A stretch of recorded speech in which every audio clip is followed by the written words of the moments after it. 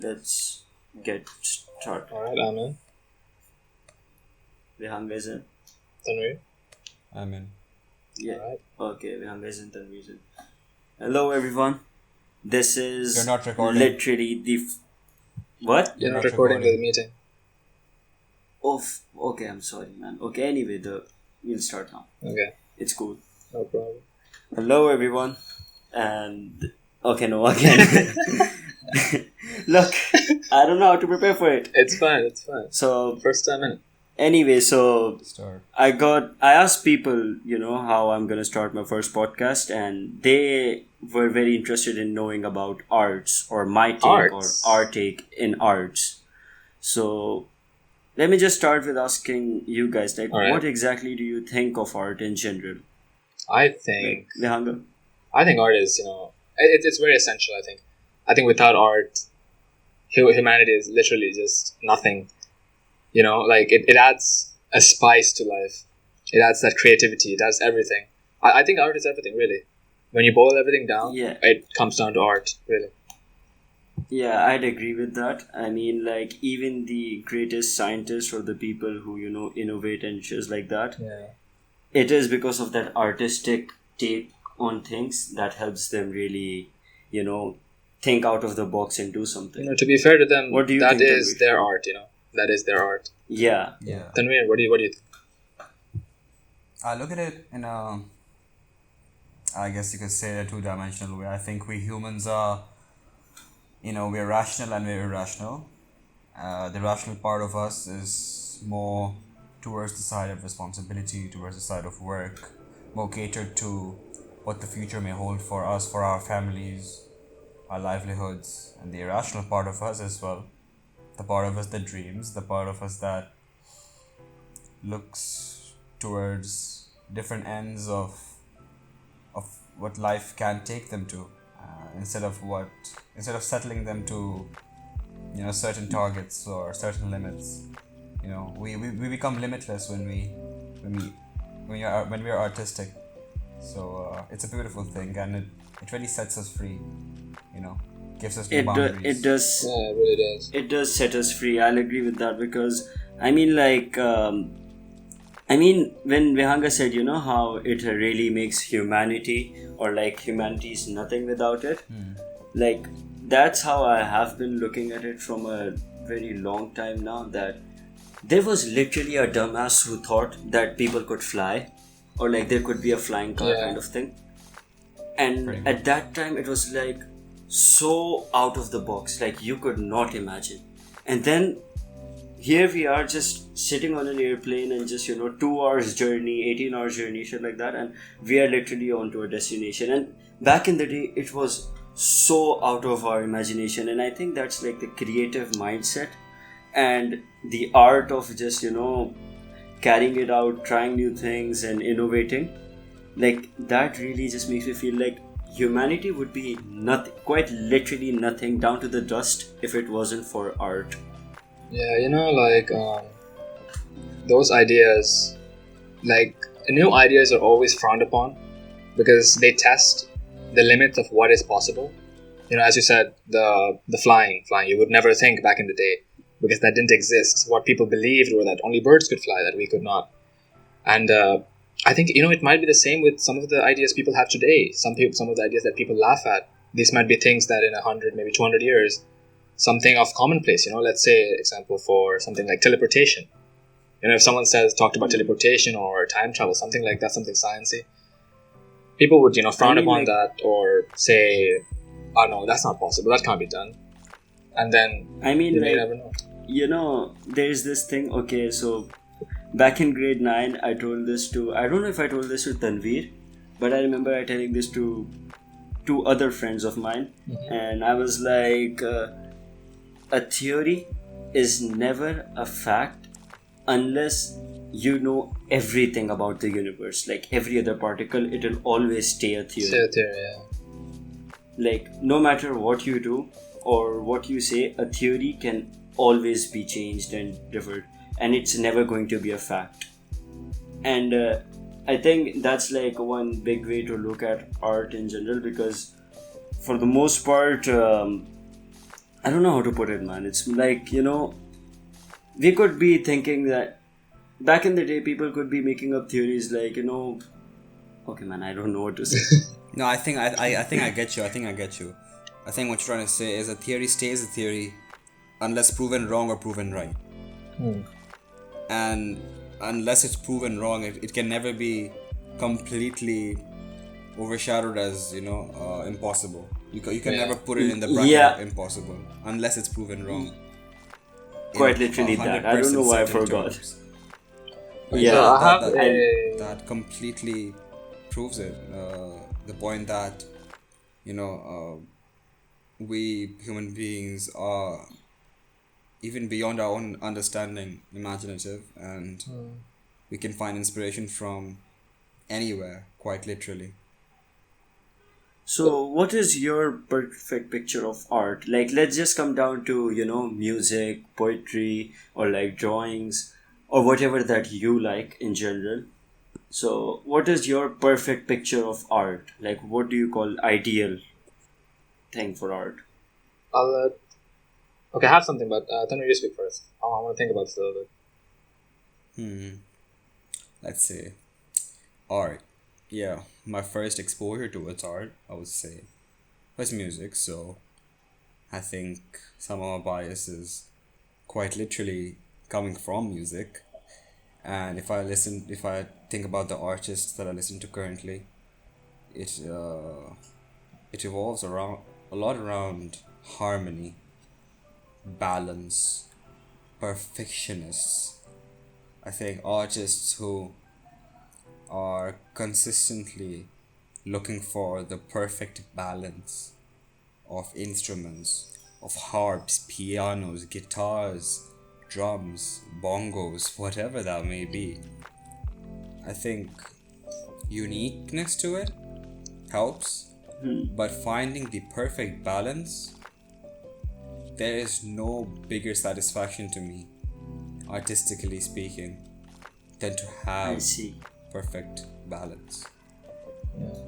Okay, I have a completely different take than this one. Alright, tell me. I like to believe that the perfect art that can exist is that it can be interpreted in any way by anyone. Okay, like let's say there's this picture, okay, like Mona Lisa picture, right? Now, nobody understands her emotions. She could be smiling, she could be sad, whatever. Yeah. I think that is like perfect art. I look at it and I have my own definition to it, and it doesn't matter if it's correct or not. It's just that it's my definition. So, to me personally, it holds a value.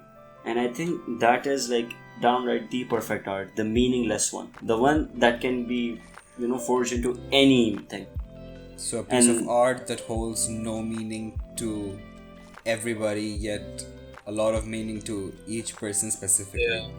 yeah, I don't want to target like anything. It could be literally, just a drawing, or just imagine being able to write something and people interpret it in whatever way they want. I think that's perfection right there. So something about that, and so I'll speak upon this, and then I'll tell you my version of what I think art is or should be. I guess my perfect iteration. So about this, actually, when I was younger, I never understood the purpose of metaphors. I was like, why would you say something that isn't what is? I understood similes. You're comparing something, but I never understood metaphors. But the older I grew, the more I understood the language, everything, the purpose, and how interpreting something differently or in multiple ways, or implying something that is not actually there, and being able to mean more than one thing in one line or one poem. It's such a beautiful thing, like the way you can interpret something in so many different ways. And now, like, when I look at something, let's say even something that you write, even when there's a flaw in the writing, I try to think, what if that's not a flaw? What if that's intended? What if everything means something? Like, I think language is such a beautiful art. The way you can kind of weave language in a way where everything just fits, or even doesn't fit. Maybe the point is to not make it fit. Maybe the chaos is the true meaning, And speaking of chaos, I think my perfect idea of art is just being free. Something that's completely wild, something that comes from the deepest parts of us. Just raw passion. Something just unbarricaded, no restraints. Just I someone's see. pure artistic passion just laid out, whether it be art, music, anything. Unfiltered Just with no their edits. yeah, nothing, Yeah. nothing. Their soul poured into something. I think So that's probably what. I mean, honestly, it's like, when you think about it, it's like, what does it take to create such artists? Like, okay, so that makes me move on to the next question I have, okay, which is a statement that I give a lot in my stories, which is that school kills art, Mm. or like school the artist, right? So I wonder, like these artists that we always talk about, like Leonardo da Vinci or whatever, right? They really were into that thing and they created something Yeah. which is like still a baseline for good art for most of us, right? So how much do you agree with the fact that school kills artists, or is everyone even meant to be an artist? Because I personally think that everyone can be an artist. Like there is an artist inside everyone. It could be literally the most sciencey person like Elon Musk. I think he is an artist. So how much do you think school affects, your art, or does it even matter? So there's a quote one of my close friends told me.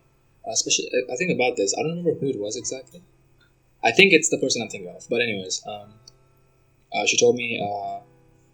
So I think it's a quote from a writer, maybe, or someone that worked in the military, something like that. Anyways, the quote was that his grandfathers went to war, right? So that their sons, their children could learn agriculture or something like that, something at home, so that they wouldn't have to fight in a war. And then those sons learned agriculture, farming, all that stuff, so that their children could go to school and learn mathematics and stuff. And they are learning mathematics, all this science, to build the foundation so that their children can go to school and learn art. Like, I found that really interesting. So, what if we run out of need for all of this? What if everything can be done for us? What if, we come to a point where art is really the only thing missing? Maybe we're not at that point yet. Where Okay, there's I not. have a, I don't know. Like I just found that quote interesting. yeah, I think it I relates to get this it. a bit. I have a theory regarding that, which I'll share next. But like for now, Tanveer, you speak. I think I would like to add up on that because that just got me thinking. This quote takes me back to my very first thing that I said about humans being rational and irrational. That's what separates. That's the two parts of us. And I think the irrational part of us, the responsible part of us, the part that works our literal guts off, I think that part can be automated. It can be, you know, you can put robots to work for that part. Yeah. You can automate all of that life, but the part that you cannot automate, the part that you cannot manufacture, is the irrational part, the part that feels, the part that thinks, the part that creates, and that does I see. get you to think. What if there is no need of all this rationality anymore? What if the only thing that's missing is our irrationalism, our emotions, our Okay, poetry, so our I art? have two things to tell for that.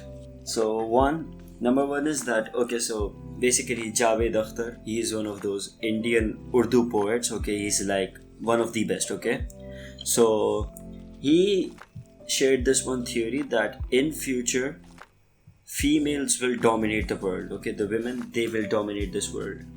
I think you And told me about this. yeah, I told you about this, but like I'm telling this for the public. And Yeah. Tanveer, I don't think I told Tanveer. No, you don't. So basically, what happens is that ladies, first of all, we can agree that they are good in art.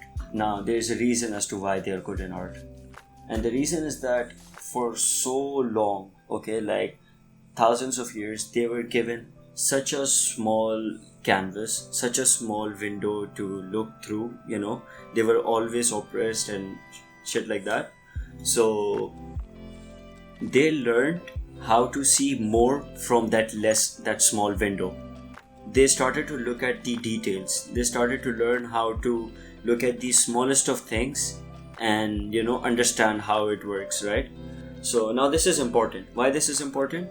Because throughout that time, men who were dominating, they were building all the baseline for everything. Okay, now imagine this. There is this temple, okay, and this temple has a base and it goes up to like hundred and thousands of floors, like Burj Khalifa.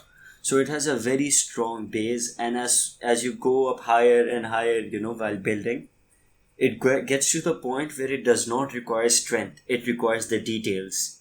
It requires those smallest of things that will help that structure stay stable. Otherwise, it will just fall off or collapse. So throughout these thousands of years, men have been building the base. They have been putting up all the boulders, and now it's the only thing that we need is art for that small details, for that creativity, and only women can give us that because they know how to look at the smallest of details that we can't. So this, like what Vihanga said, this literally made me feel like, whoa, so this theory makes a lot of sense to me right now. Yeah, I get that. I get that. Yeah, I think it's another thing that I think about sometimes. I've been thinking for a while about how and it kind of relates to us boys. Boys who stay in boys section for years and years out, and as they grow into adolescence, their ways of thinking are quite uninspiring, to say the least, because they don't have a change of perspective. They don't have a different side of this life to look from, and that pretty much says it all for me. I think when you say that men have been building the baseline, or as you say, building the foundation, and they keep building towards something, and finally when you run out of ideas, when you run out of floors to build, and you need details, or maybe a single key to maybe go 10 floors above, then you need a different perspective. And honestly, women provide that, and you can't undermine their impact or their influence. You really can't. So there's also the what do you call this? The effect of the emotions, the pain even that women have to go through. That adds on to that creativity, that understanding, that perspective. It's like, I have a quote for that. So yeah, tell me. Neil deGrasse Tyson, right? He said this thing. It's that the picture of the world filtered by your emotions is what we call art. That is. I think a lot of art that's created, I think music and any kind of art, some of the best art created is after a painful experience or a happy experience, something on the extreme. I think people use very strong emotion as fuel for their artistic vision.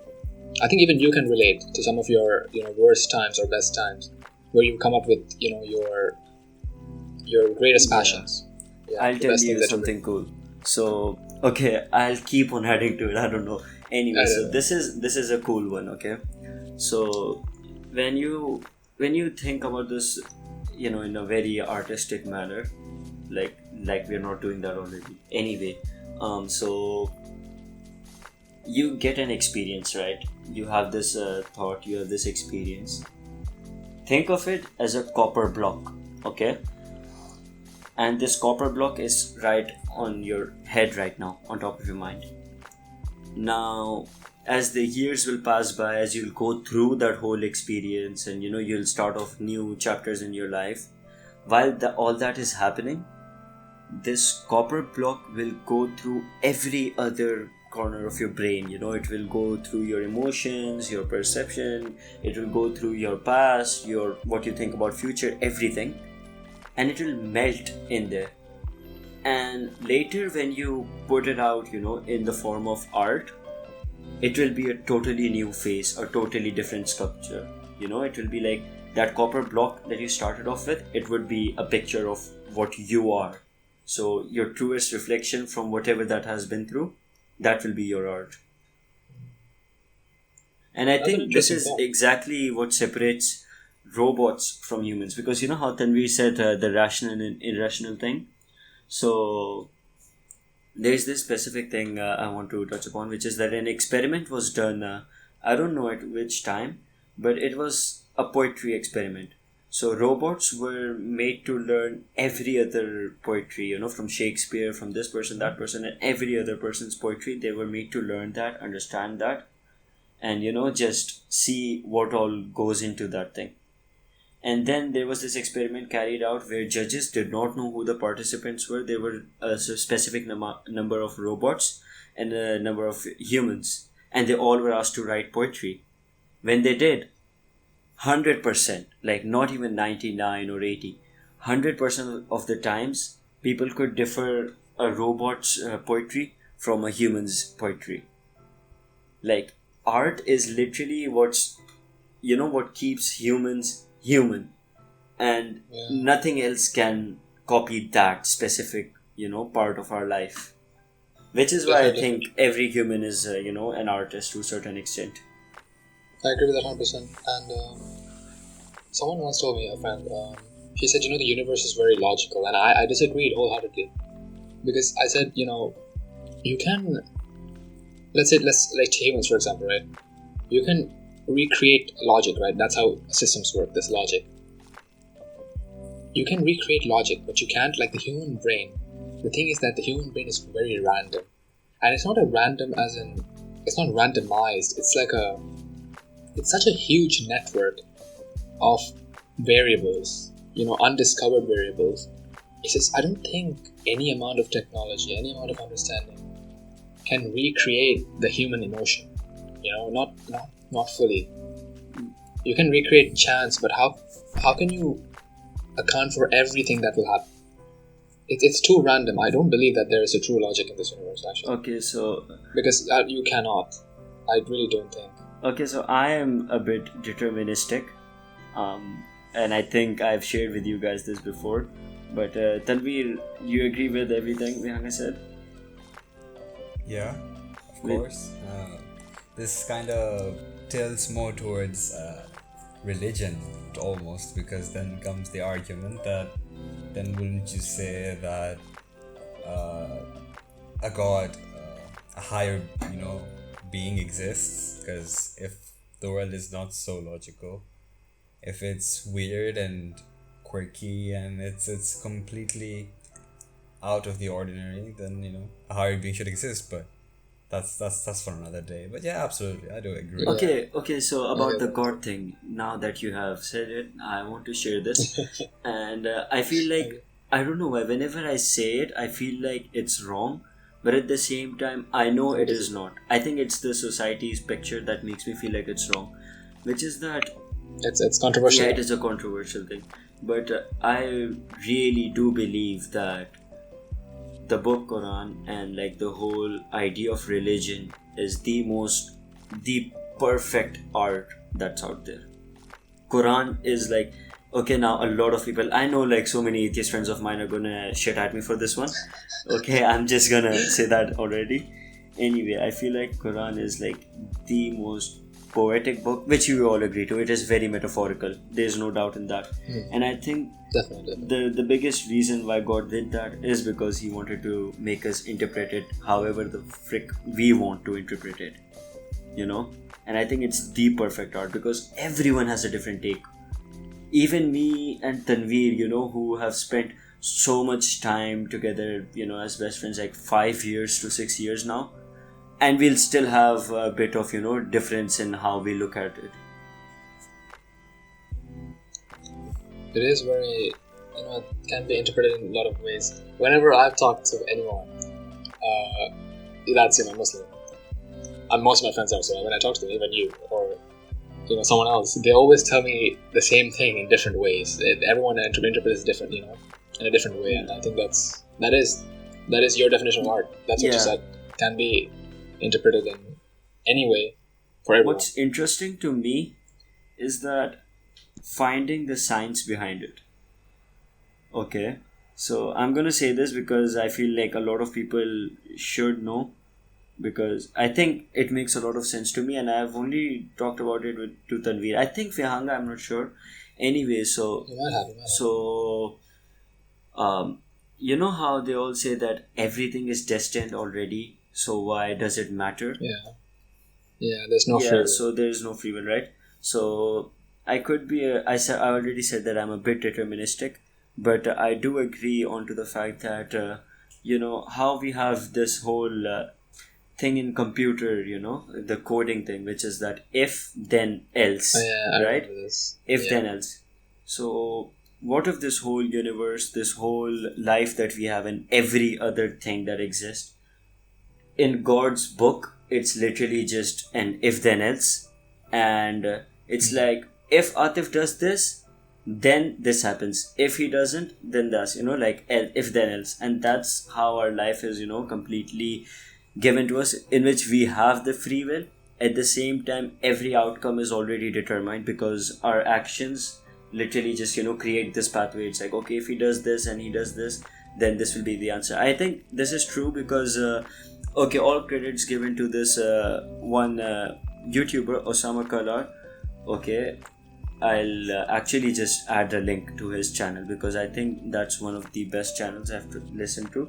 Anyway, so he added onto this. So I already thought about this, but he added onto this by saying that in Quran, Allah Subhanahu wa Taala says that literally when you will get your report as how you were as a person and why you're going to hell or heaven, you will not have any question. You will never ask anything back. And I think the reason it makes sense to me, because it's like in front of me it will be like, if Atif did this, then this happened. If he did, then this happened. So it's like it will be in front of me. What will I even ask? There will be nothing for me to ask. Yeah. Okay, I have a few things to add up on that, but I'll let Tanri speak up on this first. I want to hear your take on it. Now, when you said something about if then else, it got me thinking about this particular part where I was I think this is a huge throwback. This takes me back to 8th grade Islamic class. Lord have mercy. Anyways, it was some sort of video. I don't quite remember the context of it, but it got me thinking. Again, it kept reminding me about the rational part. Anyways, we already know about that. So I took it as in, what if our fate is what we do, what we will do eventually? It doesn't matter. It's already written for us. We will do it regardless. It's the same way how if you give advice, if you give an advice to someone, they'll do whatever the hell they want to do. Yeah, but What if that's our fate? But what really matters and what our free will actually is our intention. Because I read about it so much, and intention, and then I always hear like intentions play a huge role in this religion, and I never quite got the gist of it. Like, what about intention, man? Why does it really matter? Okay, maybe I wanted to pray, but I got caught up with studies, but then I grew older, of course, and it started to make more but at sense. the same time, that we're sorry to cut you off, our intentions, I think they're highly like dependent on where we are, like how if I'm around people who always think bad, then it's like my intentions will always be bad, so why does it matter? Exactly, that's my point. It is, if you had let me speak, but okay. Okay, Anyways, sorry. So basically, as I was saying, right, intentions. As I grew older, I realized it is so much more complex than that, because there are branches of intentions which all depend on your current situation, how you were brought up, and how you truly feel deep down inside. Your character, your true character, because your true character never changes. you are influenced and shaped, molded by what's around you, but your true character always stays the same. And there are branches. I want you to like imagine a tree branch that separates Yeah. into your, like complexes of your intentions, and there are different parts of it. And I think, actually, I like to believe that we are counted, our sins and our good deeds are counted for each of those complexes of branches that separate from one branch of tree to like multitudes of like branches. So your true character may say, okay, maybe I shouldn't do drugs or alcohol, and then the manipulated part of you may say, you know what, I'm with friends and it's just for tonight. I'll try to not do it with them for like the next 3 or 4 weeks. I'll avoid it. And maybe some other part of you says, no, you should leave these trends right now. Go on a strike. Try to change yourself for the better. All these parts of you matter, and all these parts of you are accounted for. At least that's what I think right now. Yo, that adds up That's a a lot very, of very things. interesting take. That's add on to a lot of things. And Okay, I'll continue this one later. Then Yeah, we'll yeah. speak. I want to, I think this idea of free will, right? I've thought about this a lot, and I think this idea of free will and that we don't have free will is a problem created by us that really has no answer. Like, okay, let's say we don't have free will, right? Everything is predetermined, whatever. Like, so what? Does it really matter? Does it really change our actions? I really don't think it does. It doesn't change what the outcome will be. It doesn't affect us in any way. It's not like, it's not that us knowing that we have no free will change our character. It really doesn't. And, if we think about this, okay, let's say there's no free will, right? Let's say, okay, am I going to pick up this water bottle next to me? I'm going to think about it. Let's say it's predetermined that I take it, but I just thought about it. So if I thought about it, was it also fate for me to think about it? And if I'm continuing this, it's like a cycle, it's a loop, it's a paradox. Something that can never really be solved. Okay, So I think free will is just, I think it's another concept that we just made up, it's one of those things that are just problems created by us that just are never meant to be solved. And it's like a talking topic. That's what I think it is. Okay, so I think I have the answer to it in a certain way. So, Vihanga, randomness. Okay, let's start with randomness. Okay, so I just want you to really just put your mind into it, because it might look like I'm just throwing stuff at you. So, No, so randomness is said to be ignorance of what we cannot calculate. Okay, now hear me out. So, let's say I press the space bar right now, okay? And ka-chak, I did that, okay? Yeah. Now, if you were to calculate literally every other particle in this room, every other, thing that's happening in this room, and somehow just put it in a blackboard and just, write all of that down and calculate, you will be able to predict that I am going to press that spacebar, right? I mean, I hope so. I don't think you can, because you can calculate literally everything, okay? If you could calculate everything. Now we're just in the hypothetical then you can predict. Imagination. Then you can predict. So you can predict that. You can predict the chance. Now, so let's go back to the start of universe, okay? And now this is how the scientist or the philosopher puts it. I don't know the name, but I learned it from Firaz Zahabi, okay? Firaz Zahabi is one of the fitness people. So he said that imagine a billiards board, that 8-ball pool kind of thing, billiards board, and imagine just if God had calculated everything and he just took a shot, and he can calculate literally every other ball that goes into which ball will go where. He can calculate everything, right? Considering he knows everything that's there on the ball, and the surface, the power he's going to use, and everything, right? So he has calculated everything, so he can precisely calculate where each ball will land. Okay? Do you agree with me here? Yeah, I'm listening. Yeah, so you agree with me here, right? So this whole universe is literally one of those billiards shot, and that everything has been calculated, every other action has already been calculated, and everything around me has somehow, made me just press that space bar, or like everything is already calculated. Okay, so whatever I do, if you were to calculate that could happen, then you will be able to predict what I'll do next, because you could calculate everything that's around me, and you could just know exactly what's going on. So if you look I at get it that. from that perspective, then there is no free will, because me doing anything can be calculated, and Yes, it's like yeah. I was bound to do it, right?